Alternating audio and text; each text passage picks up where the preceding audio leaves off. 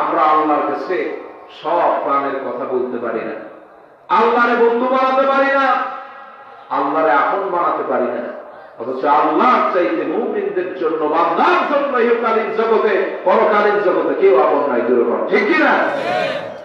প্রিয় ভাই, সব বিপদে পড়ে ইমানি দশার হিসাব যদি আপনার ঠিক থাকে, যে কোন মুসিবতে আল্লাহ আপনার জন্য যথেষ্ট, এই বিশ্বাস কার আছে? তো হাত করে হাত জাগান, আল্লাহ কবুল করুক বলে আমি।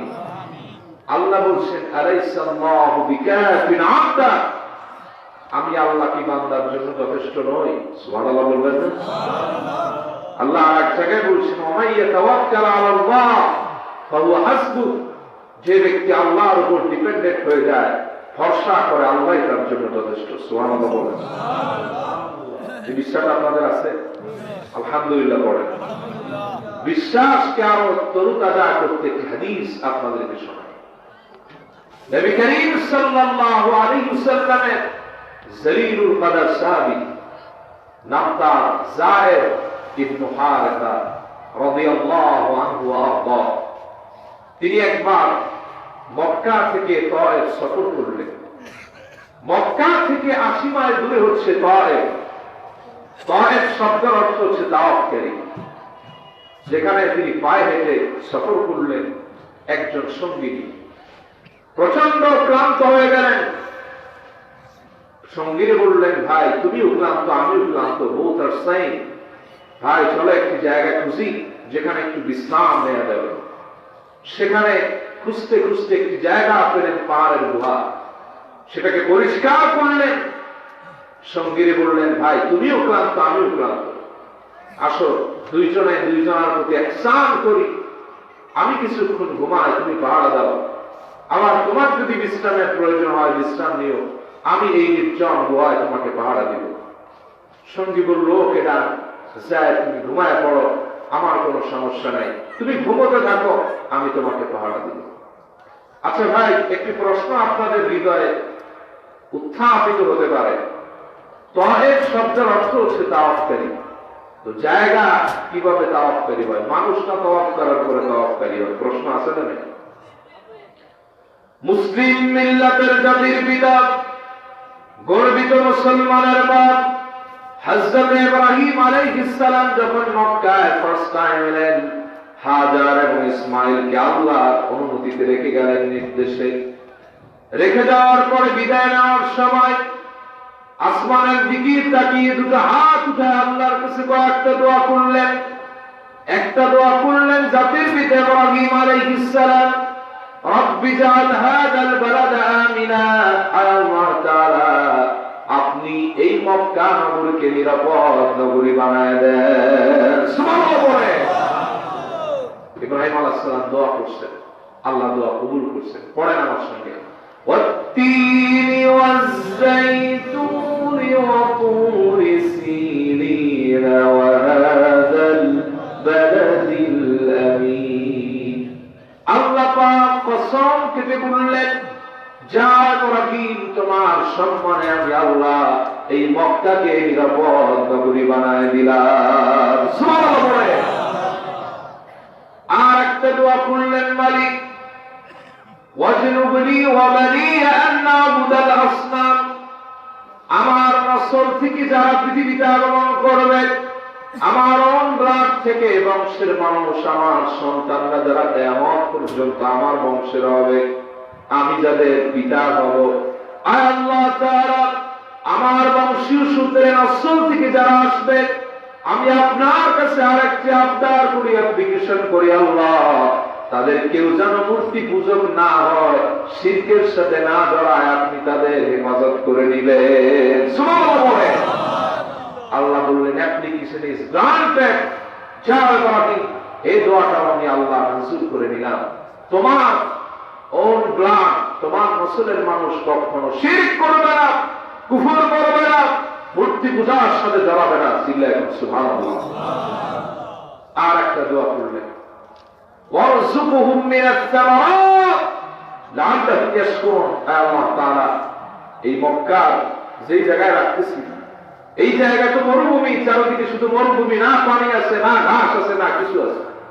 আল্লাহ আমার সন্তান যারা এখানে বসবাস করবে, পরবর্তীতে জীবন চালানো কঠিন হয়ে যাবে, কই তারা খাদ্য পাবে? আল্লাহ এই জায়গায় আপনি তাদেরকে ফল মূল শাক সবজি তরুলতা খাবার উৎপাদন করায় দিয়ে, যাতে করে তারা খেয়ে আপনার শুকরগুজারি বান্দা হয়ে যেতে পারে। সুবহানাল্লাহ বলেন। ইব্রাহিম আলাইহিস সালাম দোয়া করছেন, আল্লাহ কি সেটা ফেলে দিবেন? ওয়াত্তাখাযাল্লাহু ইব্রাহিমা খলিলা। আল্লাহ পাক ইব্রাহিম আলাইহিস সালামকে তার খলিল হিসেবে গ্রহণ করেছেন। আল্লাহ তিনটা দোয়া মঞ্জুর করলেন। হযরতে জিবরিল আলাইহিস সালামকে আল্লাহ অর্ডার করলেন, জিবরিল আমার ইব্রাহিম দোয়া করেছেন এই মরুভূমিতে শাক সবজি উৎপাদনের জন্য।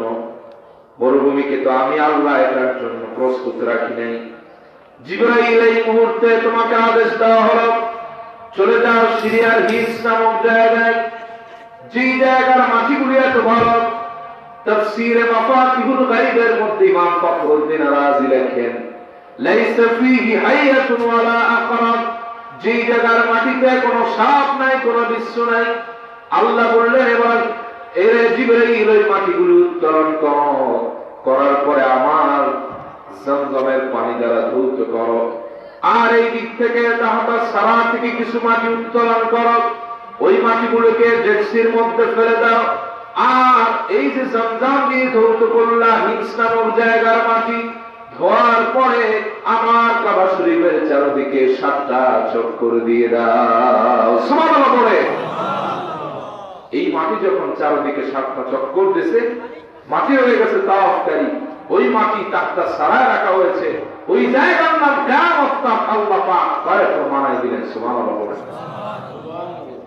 হযরতে যায়েদ সঙ্গীর কথায় ঘুমায় পড়লেন। ঘুম থেকে উঠে দেখেন সঙ্গী তার হাত পা বেঁধে ফেলেছে, তরবারি একটা নিয়ে মাথার কাছে দাঁড়ায় আছে। তিনি আশ্চর্য হয়ে বললেন অবাক চিত্তে, কি ব্যাপার?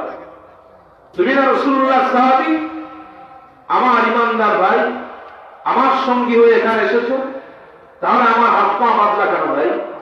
আমি তো তোমার সাথে কোনো অন্যায় আচরণ করি নাই, তোমার সঙ্গে আমার কোনোদিন ভুলেও কোনো মিস আন্ডারস্ট্যান্ডিং হয়নি, তোমার সাথে আমার কোনো পূর্ব শত্রুতা নেই, তাহলে আমার হাত বাঁধলা কেন, পা বাঁধলা কেন, তরবারি কেন?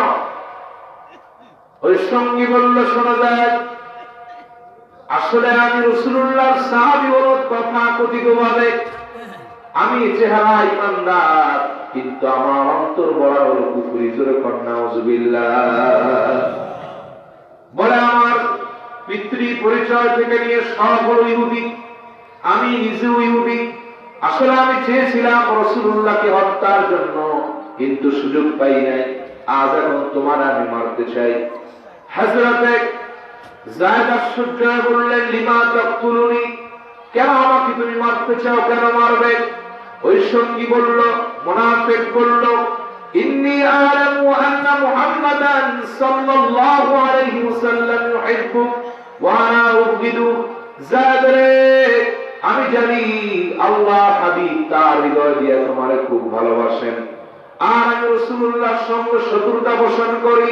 তোমারে মানলে পরে তোমার রাসূল কষ্ট পাবে, তার হৃদয়টা ব্যথিত হবে, আমি আনন্দিত হব, তোমার রাসূলের কষ্ট দেখতে চাই, এটাই আমার সার্থকতা। জোরে কর নাউযুবিল্লাহ। হযরত যায়েদ দেখলেন এই মুহূর্তে বাঁচার কোনো রাস্তা নাই, সাহায্যের সব দরজা বন্ধ হয়ে গিয়েছে। এই কঠিন মুসিবতে কেউ তাকে সাহায্য করবে না। মুসলমান ইমানি আওয়াজ দিয়া বলুন, সাহায্যের সব দরজা বন্ধ হলেও পৃথিবীর সবার একজনের দরজা বন্ধ হয় না, তার নাম কি? হযরত যায়েদ ওই গুহা থেকে চরম বিপদে পড়ে একমাত্র আল্লাহকে বন্ধু বানিয়ে, আল্লাহকে সাহায্যকারী বানায়, আল্লাহকে একমাত্র অভিভাবক বানিয়ে আল্লাহর কাছে সাহায্য চেয়ে গুহা থেকে আসমানের দিকে তাকায় একটা ডাক দিলেন, আগিসনি ইয়া রহমান, রহমান আমি বিপদে পড়ে গেছি, আমারে বাঁচান। আল্লাহু আকবার বলেন। একটা ডাক দিয়ে দিলেন রহমান বলে। আল্লাহর কাছে সাহায্য চাইলেন। ওইদিকে মুনাফিক তরবারি নিয়ে হযরত যায়েদকে হত্যার জন্য ভিতরে প্রবেশ করলো। যেই না কোপ দিয়া কল্লা ফলায় দেওয়ার মনস্থ করলো, ঠিক তখনই বাইরে বিকট আওয়াজ এলো। কে যেন ডাক দিয়া বলছি, ইয়া মুনাফিক লা তাকতুলহু, হে মুনাফিক তুমি যাকে হত্যা করতে চাও তাকে তুমি কখনো হত্যা করো না। সুবহানাল্লাহ। মুনাফিক আশ্চর্য হয়ে গেল, ব্যাপার কি? এই জায়গায় আমরা দুইজন, আর একজন আবার কোথা থেকে আসলো, আমার আবার ডাকতেছে। বাইরে বের হলেন গোয়া থেকে, দেখেন কেউ নেই। ভাবলেন কে ডাকে, যাই আগে যায়েদের মালিক। দ্বিতীয়বার যিনি হত্যার জন্য প্রবেশ করলেন, খোলা তরবারি হাতে হযরতে যায়েদের গর্দান কাটতে গেলেন। বাহিরে আবার বিকট আওয়াজ এলো, ইয়া মুনাফিক লা তাকতুলহু আবাদা, হে মুনাফিক তুমি যাকে হত্যা করতে চাও কখনো তাকে হত্যা করো না। চিল্লায় করো আল্লাহু আকবার। মুনাফিক আস্তে করে বাইরে বের হলেন। গুরুত্বপূর্ণ সময় ডিস্টার্বটা কে করে? আরো বিকট আওয়াজ। কিছুটা আতঙ্কিত হলেন, ভয় পেলেন। এসে দেখতেছেন সব খালি, কেউ নাই। চিন্তায় পড়ে গেলেন, ব্যাপার কি? বারবার আমার ডাকে, দেখি না, অথচ আওয়াজ এমন বিকট, মনে হচ্ছে আমার কাছাকাছি হবে। মুনাফিক ভাবলেন, চিন্তা করলেন, যতই ডাকাডাকি করুক আমি আমার গন্তব্যে পৌঁছতেই হবে আমাকে। এই ভেবে জিকির করেন, লা ইলাহা ইল্লাল্লাহ, লা ইলাহা ইল্লাল্লাহ, লা ইলাহা ইল্লাল্লাহ, লা ইলাহা ইল্লাল্লাহ, লা ইলাহা ইল্লাল্লাহ, লা ইলাহা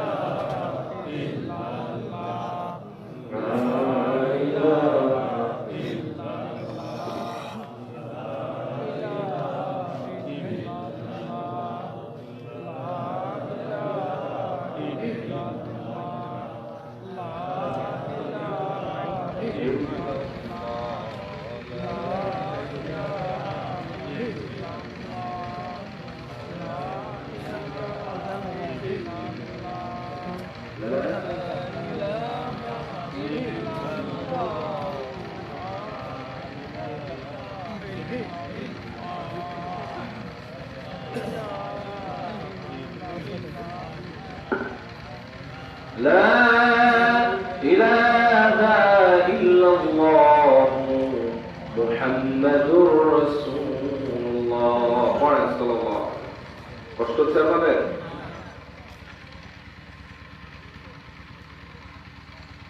ওই মুনাফিক তৃতীয় সিদ্ধান্ত নিল, যে ডাকে ডাকুক আর পেছনে ফিরে তাকাবো না। আগে আমি আমার হাতের যে কাজ আছে হযরতে যায়েদকে হত্যা, সেটা আগে করে আসি, তারপরে কে আমার ডাকে সেটা পরে দেখা যাবে।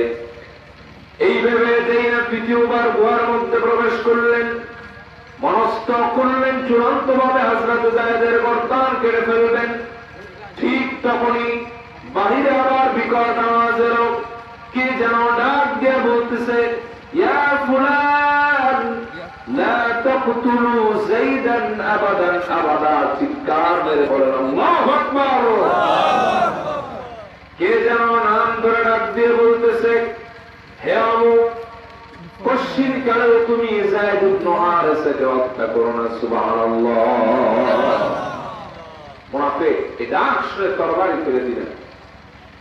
ভাবলেন কে আমার নাকি, আমার নাম জানে কেমনে, যায়েদের নাম জানে কেমনে, যাই লোকটাকে দেখে আসে। যেই না তৃতীয়বার বাইরে বের হলেন, হি ওয়াজ সারপ্রাইজ, আশ্চর্যান্বিত হলেন।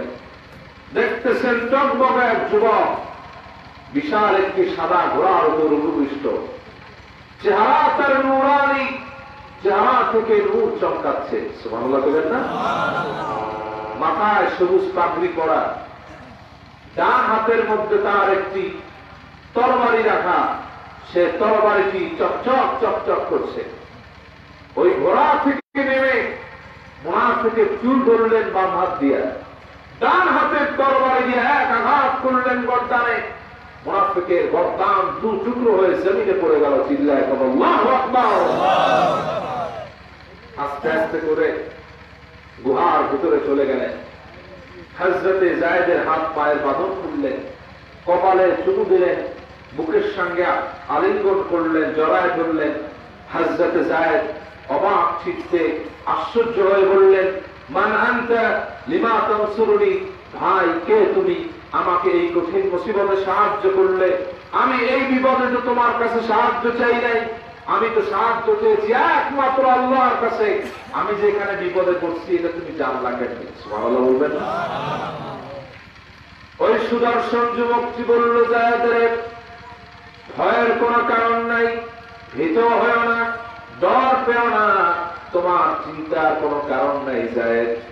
আমার পরিচয় শোনো, আনা জিবরিল, আমি আল্লাহর ফেরেশতা শাদীদুল কুওয়া জিবরাইল তোমার সামনে দাঁড়ানো।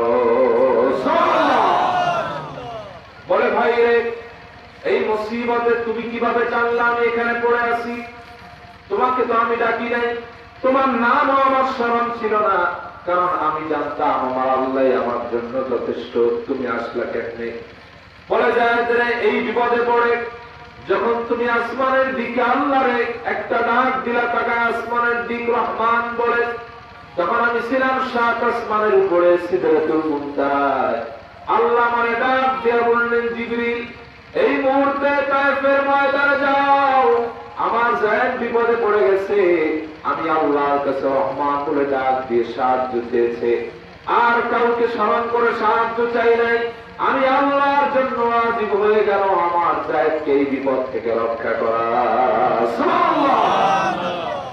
বলে যায়েদ আমি লক্ষ্য করলাম 7 আসমানের উপর থেকে এসে তোমাকে যদি আমি বাঁচাতে চাই, মুনাফিক হত্যা করে ফেলবে, এই জন্য প্রথম ধমক দিলাম 7 আসমানের উপরে সিদরাতুল মুনতাহায় বসে, দ্বিতীয় ধমক দিলাম 4র্থ আসমান প্রথম আসমানে বসে, আর তৃতীয় ধমক দিলাম তোমার সামনে তায়েফের ময়দানে বসে। চিল্লায় এখন সুবহানাল্লাহ। ওই আল্লাহ আছে নাই? আল্লাহ বলছেন, আলাইসাল্লাহু বিকাফিন আবদা, আমি আল্লাহ কি বান্দার জন্য যথেষ্ট নই? সুবহানাল্লাহ বলবেন না? বিশ্বাস করুন মুসলমান, আল্লাহ যদি আপনার কল্যাণ চান, পৃথিবীর সবাই যদি আপনার অকল্যাণ চান, পৃথিবীর কোন শক্তি নাই আল্লাহর ইলম এবং ইরাদা থেকে আপনার এক বিন্দু অকল্যাণ করাতে পারে। যেরকম ঠিক কিনা?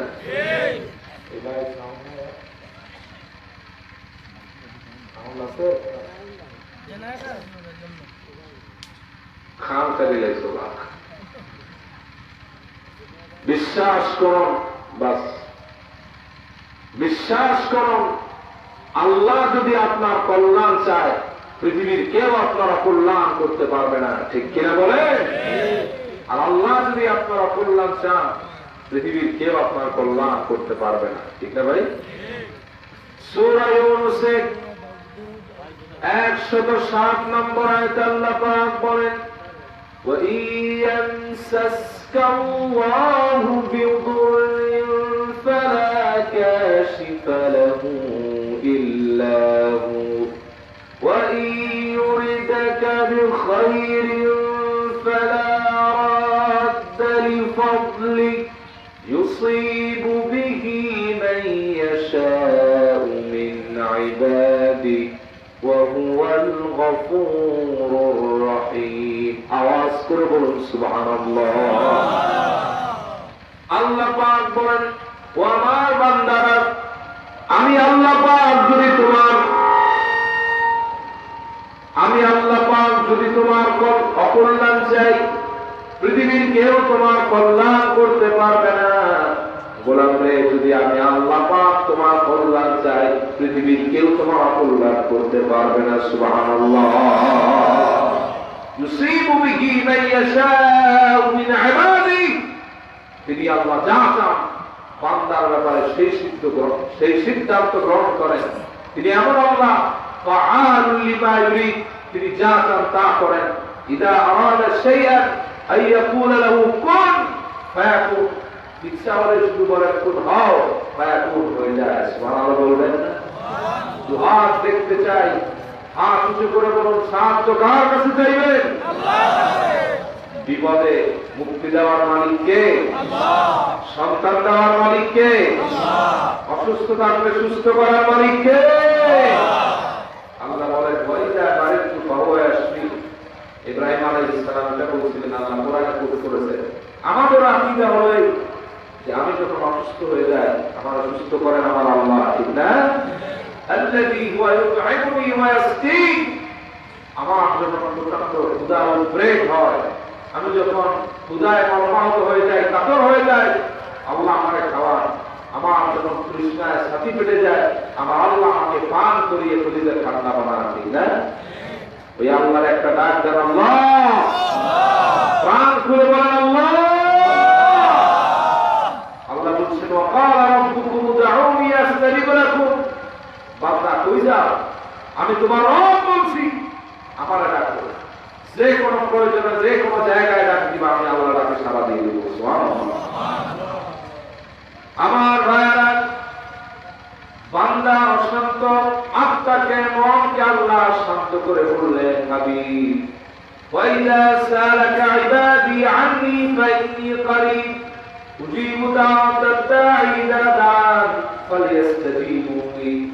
হে আমার হাবিব, আপনি জানায় দেন, আমার গোলামগুলি যখন আপনাকে প্রশ্ন করে আমি আল্লাহ কোথায়, আপনি বলেন, আন্নী ফাইন্নী করিব, আমি আল্লাহ তো বান্দার অতি নিকটেই। যখন আমার বান্দা আমার একবার ডাক দেয়, ইমানকে শক্ত করে, শক্ত করে, মজবুত করে, আমি আল্লাহ পাক সঙ্গে সঙ্গে বান্দারে সাড়া দিয়ে দেই। সুবহানাল্লাহ। বান্দার কত কাছে আল্লাহ, ওয়ানাহনু আকরাবু ইলাইহি মিন হাবলিল ওয়ারিদ। আল্লাহ বলেন, বান্দা তোমার ঘরের মোবাইলের শাহরাত, এই রবের চেয়ে আমি আল্লাহ তোমার নিকটে। সুবহানাল্লাহ বলবেন না? এজন্য অভিভাবক আমাদের একজন, তার নাম কি? আল্লাহ। সাহায্যকারী একজন, তার নাম কি? আল্লাহ। সাহায্য কার কাছে চাইবেন? আল্লাহ। আর ওসিলা ধরবেন আল্লাহ হাবিব মুহাম্মদ সাল্লাল্লাহু আলাইহি ওয়া আলিহি ওয়াসাল্লামের জাস্ট এটাই আপনার জন্য যথেষ্ট, ঠিক কিনা বলেন? দুই নম্বরে যে কাজ করতে হবে, মানুষকে ক্ষমা করতে হবে। এটা আমরা পারি না। আমাদের মধ্যে হচ্ছে ফিরিঙ্গি যত যা আছে সব, ঠিক না? আমরা জটিলতায় একটা জিনিসকে গড়াতে পৌঁছতে আমাদের পছন্দ হয়। আমাদের নেচারের সাথে, চারিত্রিক বৈশিষ্ট্যের সাথে এটা মিলে গেছে যে একটা জিনিস যত সহজ, এটাকে সহজ না করে যত ওর ব্যাস দিয়ে কঠিন বানানো যায়, ঠিক না? আমাদের সমাজে সোজা মানুষ কম, ব্যাসের মানুষ বেশি, ঠিক না? দত্তবাই একটুখানি, মাঝখানে আর একজন ঢুকেন, তিনি বানায় দেন একটুখানি। এই দুইজনে মাথা মারামারি করে, মাঝখানে লাভ হয় এই ব্যক্তি। চিল্লায় এখন, ঠিক কিনা? আমরা এতই সহজ, এতই সরল যে আপন মানুষ চিনতে অনেক সময় ভুল করি, ঠিক কিনা? কিন্তু পর মানুষের সাথে প্যার কা মামলা বহুত করা হয়। মহব্বতের সম্পর্ক বহুত জটিল। দেখা না, আপন ভাইয়ের সাথে সম্পর্ক ভালো না, তার তো ভাইও না, স্বাস্থ্য ভাইও না, পাড়া তো ভাইও না, কিন্তু দূরের একজন, তার সাথে কি মাখামাখি, কি সম্পর্ক। ঘরের মধ্যে 14 বার দাওয়াত দেয়, বউরে সামনে আনে, মনে মনে বলে কারা আছে না, বারবার এই চিন্তা করে কথা বলতে অসুবিধা হচ্ছে। কে বলেন? যাকে তারা আমাদের হাতে না, বেড়াতে পছন্দ হয়, কারেন্ট দিয়ে দিবে, আমরা কি করবো? আমরা জনগণ খালি তোমার আল্লাহ ঠিক দাও, ঠিক কিনা বলবে? কষ্ট হচ্ছে আপনাদের? তাকবীর, আল্লাহু আকবার। পিছনের বাইরে শুনলাম আল্লাহু আকবার। বলতেছিলাম, আল্লাহ প্রিয় হতে হলে ক্ষমা করতে হবে। যে মানুষকে ক্ষমা করতে জানে না, ওই ব্যক্তির আল্লাহ ক্ষমা করে না, ঠিক কিনা? যে মানুষকে ক্ষমা করে দেয়, আল্লাহ তাদের ক্ষমা করে দেয়। সুবহানাল্লাহ বলুন। কিন্তু আমরা ক্ষমার গুণে আমাদের মাঝে নেই।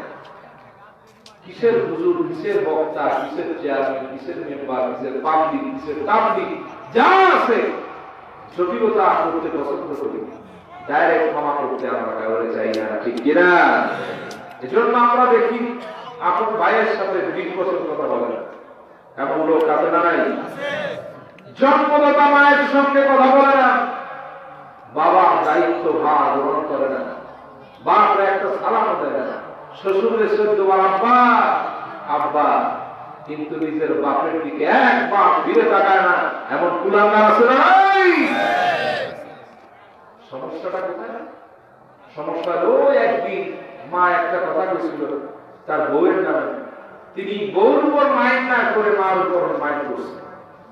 এখন মা তার সাথে খাবারও খান না, স্ত্রী বলছেন এই বুড়া বিটির সাথে যদি তুমি আর একদিনও একসাথে খাও তাহলে মা নিয়ে পড়ে থেকে আমার স্বপ্ন দেখো না, আমি আর একজনের হাত ধরবো।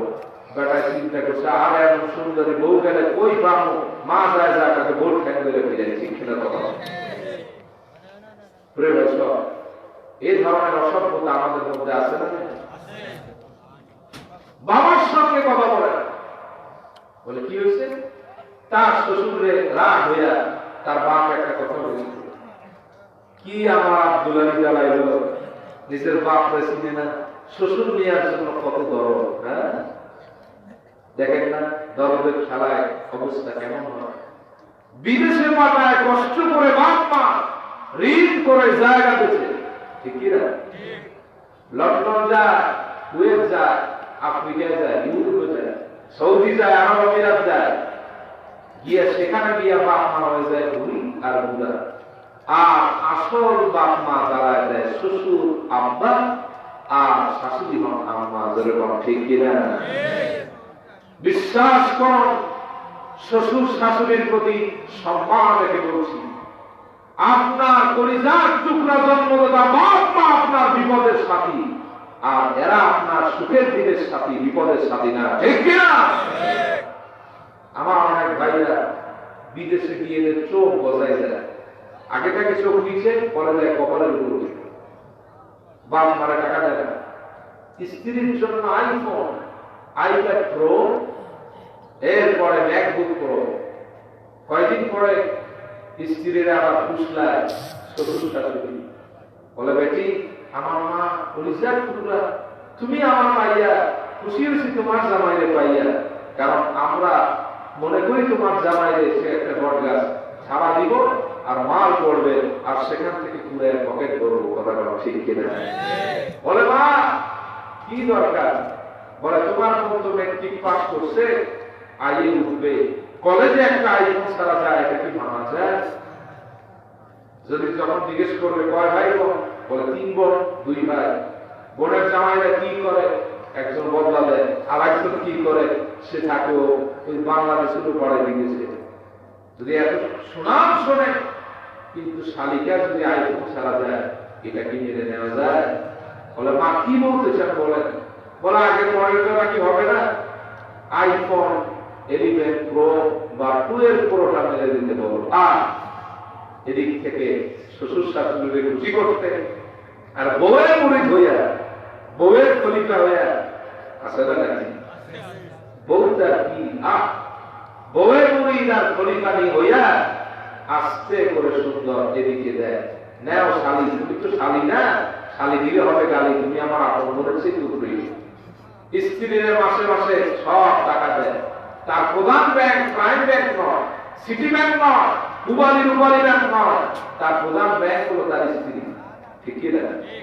টাকা সব বাপ মারে দেয়, এদিকে বাপ মার ফোন দিচ্ছে, কে বলতে টাকা দেওয়া 4 মাস, বলে কদিন আগে 25,000 দিলাম, বলে রিডিং করছে 30,000, আমার 5,000 ধার করে দিচ্ছি, আমরা চলবো কেমনে? দেখ ফোনটা করো। দেখা যায় বস্তায় বস্তায় টাকা দেয়, শাশুড়ি আর শ্বশুর, শালিকা শালক তাদেরকে দেয়। কয়েকদিন পরে এইসব তাসেরা মালদের অবস্থা হয়ে গেলে হঠাৎ করে একটা লাইভে আসে ফেসবুকে, ইউটিউবে, চোখের থেকে একবারে পানি ঝরঝর করে পড়তে থাকে, পাবলিকে কমেন্ট করে কিবাটা কান্দিস কেন দুপুরবেলা? বলে ভাই আর বলবেন না, কাম সারছে। বলে কি? বলে আমার বউরে ভালোবেসে 5টা আইপ্যাড দিছিলাম, 2টা আইফোন দিছিলাম, 3টা ম্যাকবুক প্রো দিছি, গত মাসে পুরো টাকাটা দিছি, এর আগে 7 লাখ দিছি, স্বর্ণ লাখটা 2 ভরি দিছি, 12 ভরি। এখন আমার স্ত্রী তিনি আমাকে তালাবদ্ধ করে আমারে গিয়ে আর একজনের সাথে বাড়ছে। চিল্লায় করাছে না নাই? পরে খালি হাতে যখন বাড়িতে বেড়ে আকামাও পায় না, দিশাও ঠিক থাকে না, গাছ ধাক্কা ধরে বের করে দেয়। যখন চলে আসে বাংলাদেশে, কেউ খবর নেয় না। সেই বাপ মার সাথে বেয়াদবি করলো, এরপরে দেখা যায় চোখের পানি ফেলে সেই বাপ এবং মাই তাকে গ্রহণ করে, ঠিক কিনা? এখন ভাইয়ের সাথে দ্বন্দ্ব করো, ওই ভাইটাই তোমার বোঝাটা টানে, ঠিক কিনা? যেই বোনের সাথে তুমি কথা বলো না, সেই বোন বিপদে বললেই তোমার জন্য কেঁদে কেঁদে ভাইয়ের কি হয়েছে এই অবস্থা দেখতে আসে, ঠিক কিনা?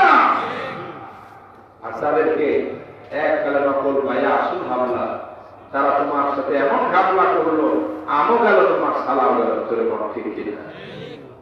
কষ্ট হচ্ছে না? আমার ভাই, আমরা ক্ষমা করতে জানি না, ক্ষমায় বিশ্বাসী হতে পারি নাই। আমরা যত ধরনের দ্বন্দ্ব মন্দ কলহ ঝগড়া ফাসাদেই ব্যস্ত। আমাদের মেন্টালিটি এমন হয়ে গেছে, নিজের সাথে ঝগড়া লাগুক এটাও আমরা মনে মনে কামনা করি। আবার অনেক সময় দুই পক্ষ ঝগড়া লেগেছে, এই ঝগড়া দেখতে আমরা আনন্দ উপভোগ করি, জোরে কোন ঠিক কিনা? কিছু মানুষের মন মানসিকতা এমন হয়ে গেছে, আমার সাথে ঝগড়া লাগেনি, তাতে কি ওর সাথে লাগুক, এতেই ফায়দা। এই দিক থেকে আগুন একটুখানি জলে, কয়লা আগুন, আর একজনের মাঝখানে ফু দেয়, কয়লা থেকে আগুন ধাউ ধাউ করে চলে ওঠে, ঠিক কিনা? এটা মুমিনের চরিত্র নয়। সফল হওয়া মুমিনদের বৈশিষ্ট্য এমন নয়, বরং তাদের সিমটম বৈশিষ্ট্য আলামত হলো الذين ينفقون في السراء والضراء والكاظمين الغيظ والعافين عن الناس والله يحب المحسنين. الله أكبر. আল্লাহ পাক বলেন, প্রকৃত তাকওয়াবান ঈমানদার আমার প্রিয় বান্দারা, বান্দাদের সিমটম হলে, যারা আমার প্রিয় তাদের আলামত বৈশিষ্ট্য সিফাত আদত হলে, আমার এই গোলামরা এমন, তারা সুখে এবং দুঃখে সচ্ছল এবং অবাধ অবস্থায় দান করে, কখনো কার পণ্য তারা করে না। তারা রাগকে সংবরণ করে, দমন করে, কমায় রাখে, কখনো কোন মানুষের উপর চড়াও হয় না, রাগ উঠলে পরেও দমন করার প্রচেষ্টা চালায়। তারা মানুষের সাথে ঝগড়া কলহ দ্বন্দ্ব ফাসাদ করে না, বরং যারা তাদের উপর জুলুম করে, কষ্ট দেয়, আল্লাহর জন্য মানুষকে তারা মাফ করে দেয়। সুবহানাল্লাহ।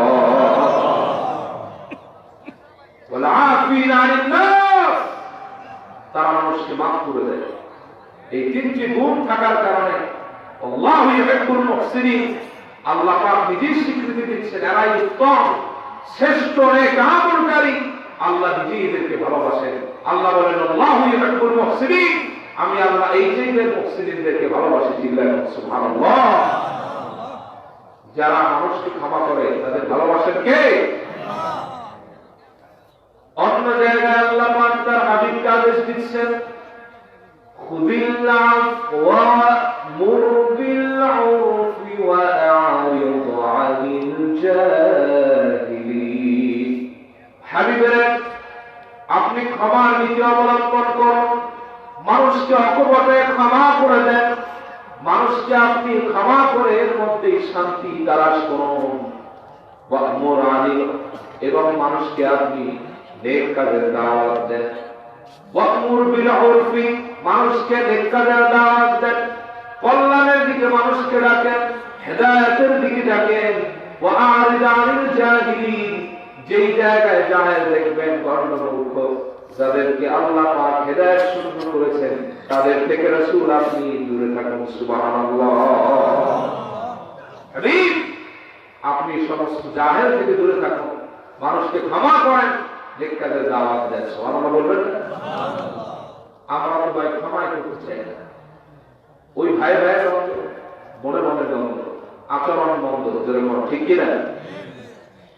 এক বাড়িতে 5 থেকে 10টি ঘর হলে পরে এমন কোন দৃশ্য আমাদের সমাজে দেখা যায় যে এক সাইডে এক ভাইয়ের ঘর, অপর সাইডে আরেক ভাইয়ের ঘর, যেরকম ঠিক কিনা? দেখা যায় এই সাইডের ভাইয়ের ঘরে ছেলের বিয়ে হয়, মেয়ের বিয়ে হয়, নতুন আত্মীয়দের আতিথেয়তা বিশাল অনুষ্ঠান হয়। এখানে শত শত মানুষ এসে খেয়ে ঘর বাড়ি বিছনা নষ্ট করে, কিন্তু ওই কর্নারের আপন আরেক ভাই অসহায় অবস্থায় আছে, তারে একটা বার সালামও দেয় না, দাওয়াতও দেয় না, এমন টাকা আছে না? এরা আমার হজ করে, যাকাতও দেয়, কোনো ফায়দা হবে না, ঠিক কিনা?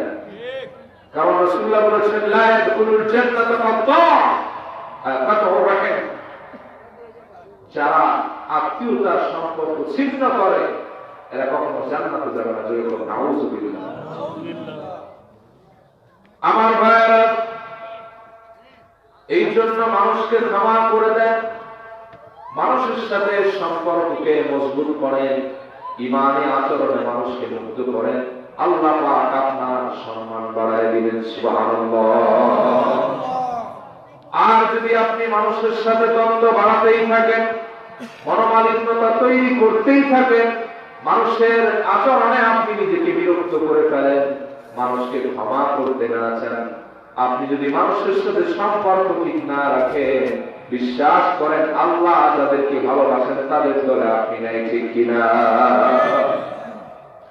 এজন্য আল্লাহ কোরআন বলেন, ওয়াজাযাউ সাইয়্যাতিন সাইয়্যাতুন মিথলুহা ফামান আফা ওয়া আসলাহা ফাআজরুহু আলাল্লাহ। জোরে বলি আল্লাহু আকবার। আল্লাহ পাক বলেন, মন্দের প্রতিদান মন্দই আর ভালোর প্রতিদান ভালোই। তুমি যদি মন্দ কাজ ইহকালীন জিন্দেগিতে করো, কিয়ামতের দিবসে তুমি তেমনই প্রতিফল পাবে। তবে বান্দারে শুনে রাখো, যেই ব্যক্তি মানুষের অন্যায় ক্ষমা করে দেয়, মানুষের সাথে দ্বন্দ্ব কলহ রাখে না, ওয়াসলাহা ঝগড়া মিটায় দেয়, ভালোবাসার একটা সম্পর্ক তৈরি করে, সৌহার্দ্যপূর্ণ আচরণ করে, হৃদয়ে মানুষের জন্য মায়ার ক্ষমা লালন করে, ফাজরুহু আলাল্লাহ, তাদের প্রতিদান একমাত্র আল্লাহর হাতে। আল্লাহ পাক ওই ব্যক্তিদেরকে প্রতিদান দিয়ে দিবেন। সুবহানাল্লাহ। কি প্রতিদান? আপনি যদি মানুষকে ক্ষমা করেন, ঝগড়া মিটায় দেন, আল্লাহ আপনাকে ক্ষমা করে দিবেন। সুবহানাল্লাহ বলবেন না? কিয়ামতের ময়দানে আল্লাহ পাক এক বান্দাকে আড়ালে পর্দার ভিতরে নিয়ে যাবেন, গিয়ে বলবেন, গোলাম জান্নাতে যেতে চাও? জান্নাতের আশা করো নাকি? জান্নাতে ঢুকাইলে ঢুকবা? গোলাম বলবে, ইন্নী আরজু রাহমাতাক, হে আমার মালিক, আমি আপনার রহমতের কাঙ্গালি। আয় আল্লাহ, আমি আপনার রহমত ভিক্ষে চাই, আপনার করুণা আমার প্রতি যেন আপনি বর্ষণ করেন, সেটাই আমি আকাঙ্ক্ষা করি। আমি আপনার দয়া চাই আল্লাহ, আমি জান্নাতে যেতে চাই। সুবহানাল্লাহ বলবেন না? অতঃপর আল্লাহ পাক ওই বান্দাকে তার আমলনামা পেশ করবেন।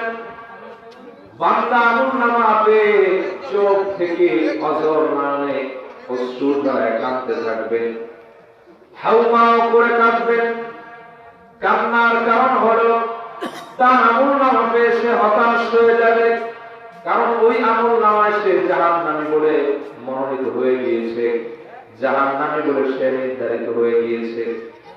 আল্লাহ বারে অবস্থায় প্রশ্ন করবেন, গোলাম জান্নাতে যেতে চাও নাকি?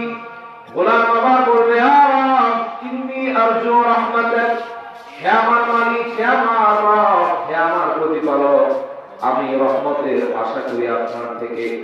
আল্লাহ, আমি আপনার রহমত চাই, আপনার দয়া ছাড়া আমার কোনো অস্তিত্ব নাই, আমার বিকাশের কোনো জায়গা নাই, আমার প্রকাশের কোনো জায়গা নাই, বাঁচার কোনো উপায় নাই। আল্লাহ, আমি আপনার দয়া চাই। বিশ্বাস করুন, আল্লাহর দয়া ছাড়া কেউ জান্নাতে যেতে পারবো না, জাহান্নাম থেকেও বাঁচতে পারবো না। যেরকম ঠিক কিনা? নবীজি বলেছেন, লা ইয়াদখুলুল জান্নাতা আহাদুম মিনকুম আমালুহুল জান্নাহ ওয়া লা ইয়াদিরু ইল্লা আন-নার। তোমরা কেউ আল্লাহর দয়া ছাড়া, আল্লাহর অনুগ্রহ অনুকম্পা ছাড়া এই কাম দিয়ে জান্নাতে যেতে পারবো না, অথবা জাহান্নাম থেকেও বাঁচতে পারবো না। জান্নাত এবং জাহান্নাম দুটোই আল্লাহর দয়ার মাধ্যমে সেদিন হয়ে যাবে। সুবহানাল্লাহ। বান্দার কান্না দেখে আল্লাহ বলবেন, ইয়া ইবাদি লা তাখফু ওয়া লা তাহজান। হে আমার বান্দা, তুমি কেঁদো না, কান্নার কোনো প্রয়োজন নাই। বান্দারে, তুমি কাঁদো কেন? ভয় পেও না, আমার রহমতের আশা করো, নিরাশ হও না। বান্দা, তোমার আমলনামা প্রমাণ করে তুমি জাহান্নামী, কিন্তু গোলাম, তোমার এমন একটি নেক আমল আমার কাছে আজ জমাকৃত আছে, সেই আমলটির কথা পৃথিবীর কেউ জানে না। গোলাম রে, তুমি দুনিয়ায় বসে আমার এক বান্দারে মাফ করে দিয়েছিলে, তার প্রতি হিংসা রাখো নাই, প্রতিশোধ করানো হও নাই, কঠোর হও নাই। আমার বান্দারে আমি আল্লাহর রিদা হাসিলের জন্য মাফ করেছিলেন, আমি আল্লাহর সন্তুষ্টি লক্ষ্য ছিল যা। আজ তুমি জাহান্নামী হওয়ার পর আমি আল্লাহ তোমার মাফ করে দিলাম। গোলাম রে, উনজুর ইলাল জান্নাত, আমার জান্নাতের দিকে তাকাও, ভালো করে জান্নাতটা দেখো। বান্দা, ভয় পেও না। উদখুলুল জান্নাতা মিন আই বাবিন তাশা। আমি আমার জান্নাতের সব দরজা তোমার জন্য খুলে দিলাম। যেই দরজা তোমার পছন্দ হয় সেই দরজা দিয়ে আস্তে আস্তে আমার জান্নাতে তুমি চলে যাও।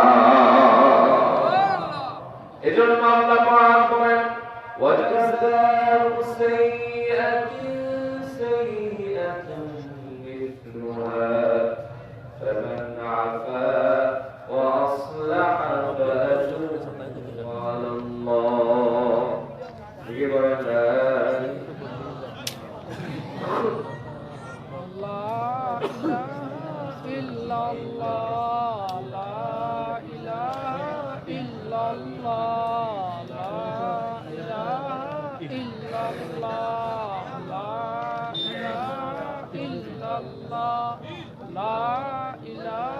কেউ উঠবেন না ভাই, বসেন। ইল্লাল্লাহ, লা ইলাহা ইল্লাল্লাহ, লা ইলাহা ইল্লাল্লাহ, লা ইলাহা ইল্লাল্লাহ, হাসবি রাব্বি জাল্লাল্লাহ, মা ফি কলবি গায়রুল্লাহ, নূর মুহাম্মদ সাল্লাল্লাহ, লা ইলাহা ইল্লাল্লাহ।